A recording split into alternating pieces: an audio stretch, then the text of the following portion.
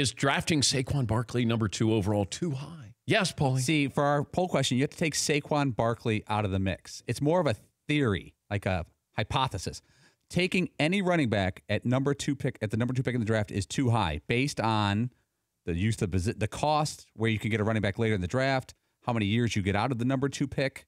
There's a lot of things to be factored in. You got to take the emotion of how great Saquon is, because he will not, unlikely be that great in the pros. Most college running backs can't equate their college days. Okay. But do you think the Rams regret taking Todd Gurley as high as they did? He was 10. Okay. To me, I even think that's a line of demarcation. Do you think the Cowboys regret taking Ezekiel Elliott? Maybe defensively. Maybe with that offensive line, if they took a great defensive player or traded down and got some defensive help and put a second-round running back in behind that, the best offensive line in sports, they could probably get 1,300 yards out of that running back and maybe stop somebody on defense. I actually think it's working out, but they could have done better. Does Jacksonville regret taking Leonard Fournette? See, these are all these actually happen. So you can look at it and say, would they now go, you know what, maybe we took Gurley too high at 10 or Leonard Fournette too high or Ezekiel Elliott.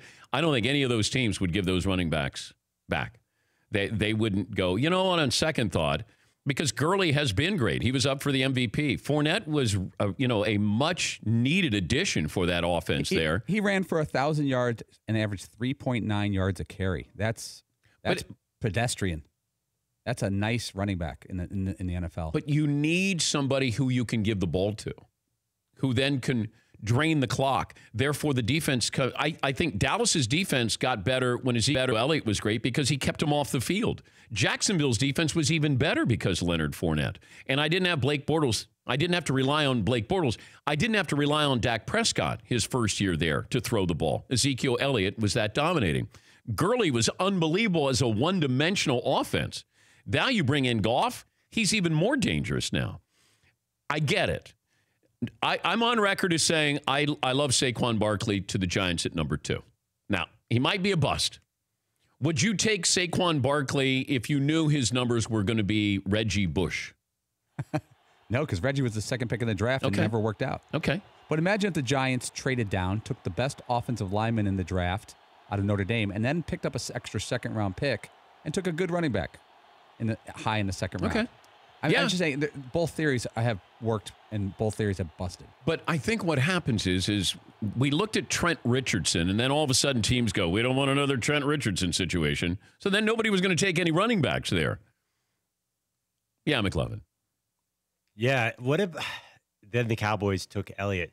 Okay, what if this argument, though, about the quarterback at number 2, the Giants are going to be good if they get Saquon Barkley. They probably won't be as high as number 2. Then Eli retires in a couple years, and they had this shot at Sam Darnold, like a potential perennial Pro Bowler.